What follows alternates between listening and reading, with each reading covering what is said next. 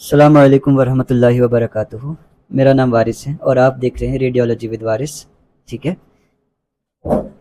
अगर आप भी कंफ्यूज हो कि सीटी स्कैन हमने किया, ठीक है, प्रॉपर हमने सीटी स्कैन किया, कंट्रास्ट वाला किया, जैसे आज हम पढ़ेंगे सी सी टी एब्डोमेन।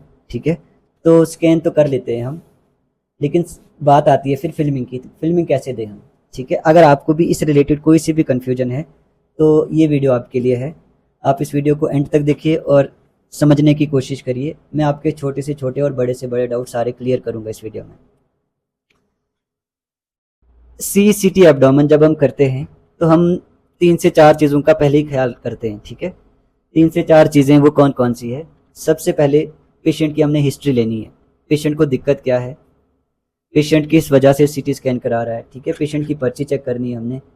साथ साथ अगर पेशेंट ने इससे पहले कोई स्कैन किया हो, या तो सीटी स्कैन या अल्ट्रासाउंड या एमआरआई, किसी भी किस्म का स्कैन किया हो, तो हम क्या करेंगे, वो सारी रिपोर्ट्स पहले चेक करेंगे।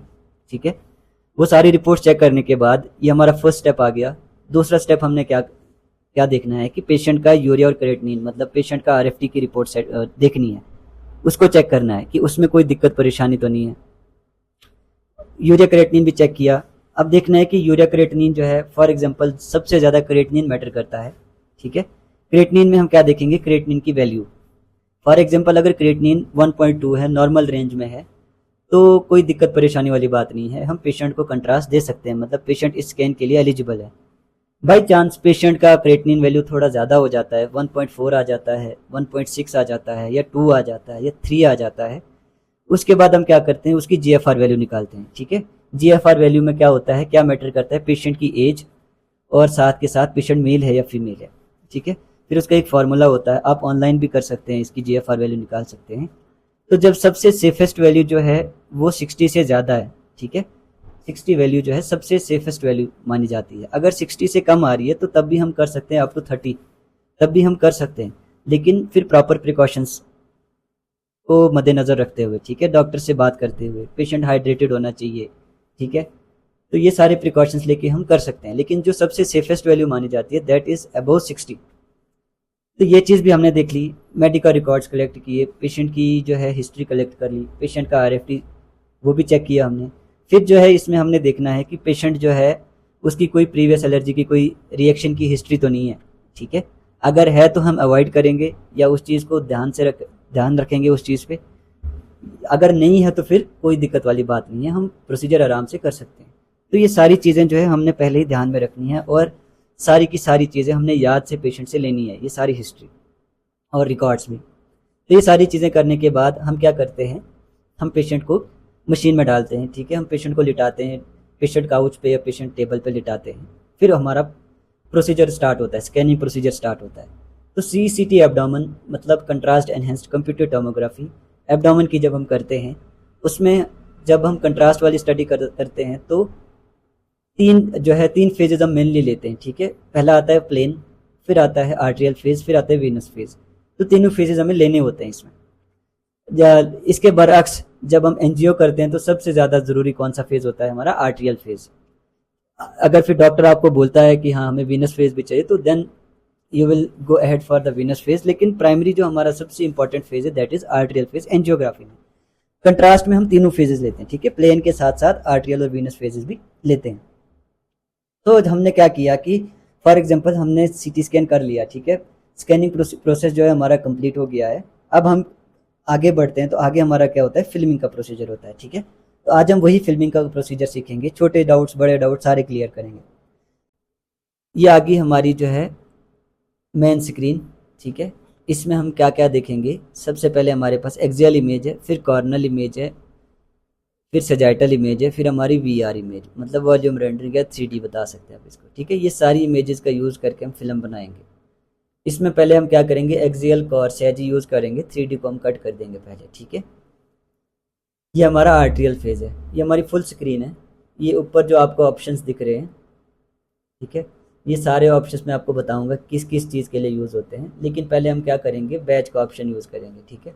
बैच पे जाएंगे, फिर हम क्या करेंगे, लूप पे जाएंगे। ठीक है। पहले हम एक्सियल फिल्म बनाएंगे। तो लूप पे गए, फिर हमने क्या किया, जहाँ से हमारा एब्डोमेन स्टार्ट होता है वहाँ से हम क्या करेंगे, सेट स्टार्ट करेंगे। ये हमारा यहाँ पे सेट स्टार्ट है, कर दिया सेट स्टार्ट हमने। फिर जहाँ पे हमारा एब्डोमेन ख़त्म होता है वहाँ पे हम क्या करेंगे, ये हमारा एब्डोमेन ख़त्म हो गया तो यहाँ पे हम सेट एंड करेंगे। उसके बाद अब हमें जितनी इमेजेस चाहिए हम यहाँ पे लिखेंगे। फॉर एग्जांपल हमें 39 इमेजेस चाहिए, क्योंकि एक हमारा स्कैन हुआ है तो 40 हो गया टोटल। हम 39 लिख देंगे और हम क्या करेंगे, फिर ओके कर देंगे और ये हमारी फिल्म बन रही है। बाय द वे, एक फिल्म हमारे पास ज़्यादा आ गई, ठीक है, इसको हम कट कर सकते हैं।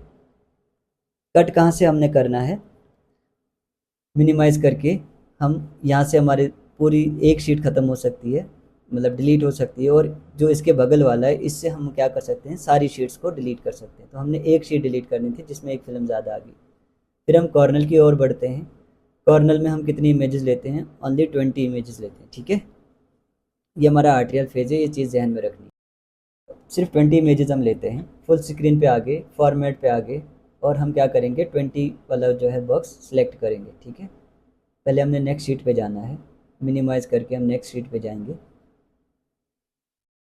फुल स्क्रीन, उसके बाद फॉर्मेट, फिर आगे कस्टम नीचे, और फिर हम 5/4 का ऑप्शन सेलेक्ट करेंगे, ठीक है, 5/4। ओके, उसके बाद हम क्या करेंगे, जैसे 1 2 3 4 5, 1 2 3 4, ठीक है। उसके बाद हम क्या करेंगे, सेम वही सेट स्टार्ट, जहाँ से हमारा एब्डोमेन स्टार्ट होता है और जहाँ हमारा ख़त्म होता है, तो सेट एंड हमने 20 इमेजेस बनाई। स्लाइस थिकनेस से ऑटोमेटिक उसी हिसाब से बना देता है, ठीक है। बाई चांस की 19 इमेजेस बन गई, एक हमारी खाली रहेगी, तो फिर हम कीबोर्ड पे F1 होता है जो हमारी फंक्शनल कीज होती है ऊपर, वहाँ के F1 पे क्लिक करके हम इमेजेस को यहाँ पे ला सकते हैं।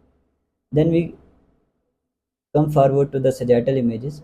सेम वही 20 इमेजेस हम ये भी देंगे, ठीक है, जहाँ से हमारा स्टार्ट होता है लीवर और जहाँ पे हमारा एंड होता है, 20 इमेजेस, और ये हमारा स्क्रीन पे आ गई, ठीक है। ये हमारी एक्सियल कॉर्स है, तीनों बन के रेडी होगी। हमारी सजाइटल एक्सियल आ गई, स्कैनो और एक्सियल इमेज हमारी, ये कॉर्नल इमेज आ गई, और ये हमारी आ गई सजाइटल इमेज। अब हम क्या करेंगे, इनको सेट करेंगे। शिफ्ट दबा के हम सेट कर सकते हैं। शिफ्ट दबा के हमने जितनी इमेजेस, मतलब दो जगहों पे, स्टार्टिंग इमेज और लास्ट इमेज पे हम शिफ्ट दबा के करेंगे तो सारी इमेजेस सेलेक्ट हो जाएगी।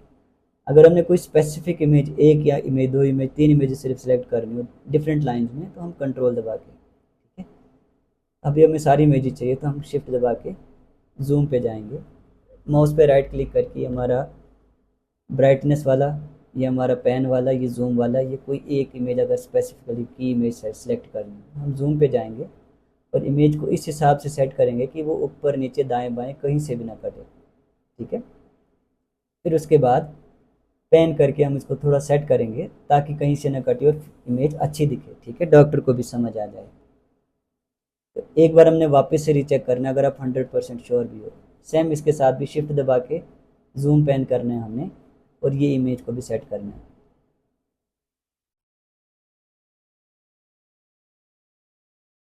ये हमारा सेट हो गया, ठीक है, जूम पेन करके, सेम जो हमने एक्सेल के साथ किया। और सेम हमने क्या करना है, कॉर्नर के साथ भी करना है। जूम पेन करके हमने इनको एडजस्ट करना है इमेजेस को, ठीक है, जूम भी करना है, और पेन पेन मतलब मूवमेंट इधर उधर, ठीक है। बीच में हमारी इमेज आनी चाहिए और ऊपर नीचे दाएं बाएं से देखने की कहीं से कट तो नहीं रही है। तो ये हमारी सेट होगी, ये वाली सजाइटल इमेज भी सेट होगी, ठीक है। ये सजाइटल, ये कॉर्नर, ये हमारी और एक्सेल इमेज। अब हम स्कैनो को देखते हैं। स्कैनो को भी हमने सेट करना है प्रॉपर। जितनी इमेजेस हमने, जितने एरिया की इमेज हमने ली है स्कैनो में, उतनी एरिया हमने देना है, उससे ज़्यादा उससे कम नहीं देना। इसको भी जूम पेन करके हमने सेट किया और ये हमारी इमेजेस तैयार हो गई है। उसके बाद प्रिंटर यहाँ से हम सिलेक्ट करेंगे, ठीक है। अगर आपके पास 2 3 प्रिंटर, 4 प्रिंटर हो तो किस प्रिंटर से आपने प्रिंट देना है वो आप यहाँ से सिलेक्ट करके इसको प्रिंट दे सकते हैं। CCT एब्डोमेन की फिल्म में आप मुझे बता सकते हैं, मैं और इस पर कोई अच्छी सी वीडियो बना के आपको दे दूँगा, ठीक है। लेकिन आपने क्या रखना है, ध्यान रखना है कि आपकी कोई फ़िल्म गलत तो नहीं जा रही है, ठीक है। आप जब सजाइटल इमेज देते हो, कभी कभार क्या होता है कि जो फ्रेशर होता है वो गलती कर बैठता है या उसको ध्यान नहीं रहता, एक किडनी होती है दूसरी किडनी नहीं होती है। फॉर एग्जाम्पल अगर सजाइटल में हम राइट टू लेफ्ट देते हैं तो राइट किडनी होगी, लेफ्ट ना आई होगी, ठीक है। या फिर कभी स्टोन फंस जाता है तो हम वो इमेज नहीं देते जहाँ पे वो स्टोन हमें दिखे, ठीक है। या फिर कोई और दिक्कत होती है तो हम जो है जब हम मैनुअली ऑटोमेटिकली फ़िल्म बनाते हैं तो हम उन चीज़ों का ध्यान नहीं रखते। फ़िल्म बना के भी एक बार चेक करना है कि जो पेशेंट में एबनॉर्मलिटी है वो फ़िल्म पे दिख रही है कि नहीं दिख रही है।